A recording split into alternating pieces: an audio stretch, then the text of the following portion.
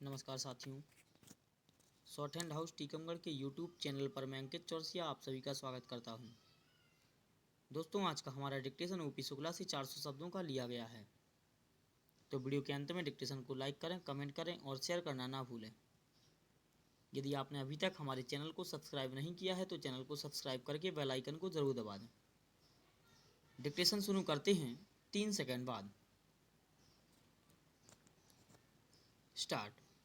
अध्यक्ष महोदय, कुछ समय से इस देश में जो दंगे चल रहे हैं, जो लड़ाई झगड़े चल रहे हैं, उन पर आज इस सदन में चर्चा चल रही है। इस महत्वपूर्ण विषय पर चर्चा होनी आवश्यक भी है। इस संबंध में मैं आप सब सदस्यों से निवेदन करना चाहता हूं कि चर्चा करने के साथ साथ हमें यह भी सोचना चाहिए कि इस प्रकार के दंगों को समय पर किस प्रकार से रोका जा सकता है ताकि स्थिति अधिक खराब ना होने पाए। मेरे कुछ माननीय सदस्यों ने बहुत से सुझाव भी दिए हैं। इस प्रकार के दंगे इस देश में पहले भी हुए हैं, लेकिन कुछ सालों से इस देश में जो दंगे हो रहे हैं उनमें कुछ ऐसी घटनाएं हुई हैं जिनसे हमारा सिर शर्म से झुक जाता है। पहले जो दंगे होते थे वे 1 या 2 दिन तक चलते थे। उन पर सरकार द्वारा नियंत्रण कर लिया जाता था और उसके बाद चाहे वह हिंदू हो, चाहे मुसलमान हो या चाहे किसी और धर्म का हो, सब आपस में एक अच्छा वातावरण बना लेते थे।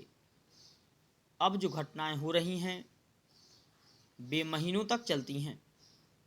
सरकार भी उन पर जल्दी काबू नहीं पा सकती है। परिणाम यह होता है कि उन दंगों का असर कई सालों तक जनता के मन पर जम जाता है।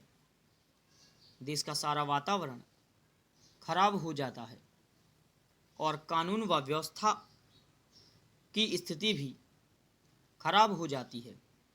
इसके पीछे कारण जो भी हो उन पर हमें विस्तार से चर्चा करनी चाहिए और ऐसा हल निकालना चाहिए जिससे भविष्य में इस तरह के दंगे इस देश में ना होने पाएं तथा देश की जनता शांतिपूर्वक जीवन बिता सके। पैरा।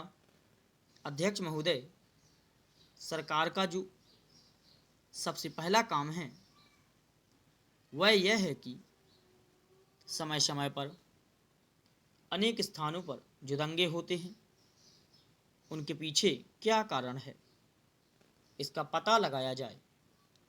सभी पक्षों के सदस्यों ने इस सदन में एक दूसरे पर आरोप लगाए हैं। मैं भी कुछ आरोपों से सहमत हूं, लेकिन एक दूसरे पर आरोप लगाने से स्थिति में सुधार नहीं हो सकता है।